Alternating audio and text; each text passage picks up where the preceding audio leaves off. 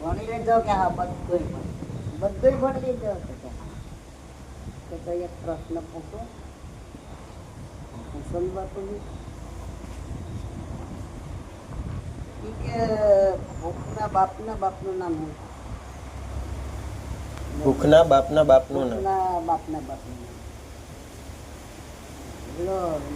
બાપુજી બીજી કોઈ દી મને ભણવામાં આવ્યું નથી તારા ગુરુ એને તો બહુ મથન કર્યું પણ એ કઈ આવી ગયું બાપુજીને કઈ આવ્યું ભણવામાં જ કઈ આવ્યું નથી તો ભૂખના બાપનું નામ કે તો પાછો તારો અધૂરો છે પાછો ગયો એ વણકર નહીં તો બીજા સાહેબના લગભગ ભંગીઓ એના બંગલો હતો ત્યાં એક બાઈ આમ બેઠી હતી ઘરો એને ઘરનાને કીધું તો એને બેઠો એના ઘરના એ આવ્યો ને ઓલા કે પાણી પાયું પછી પૂછ્યું કેવા છે કે પેલું બાઈ કેવા પાણી પીને પૂછે ભાઈ અમે તો રાવળ કે બીજે જાય નામમાં કહ્યું ભાઈ પાણી તો પી લીધું એમ કરતા ઓલા તો એને સોચ્યા જે ભાઈ એ કે હવે ખાવું છું એમ બહુ ઓલો કરીને કે તો તમને અમે સીધી સામગ્રી આપીએ તમે રાંધીને ખાઓ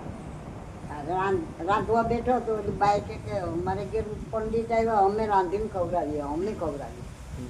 આ કેમ પણ હું ગોર છે કે ને હું એવું થોડો ખાઉં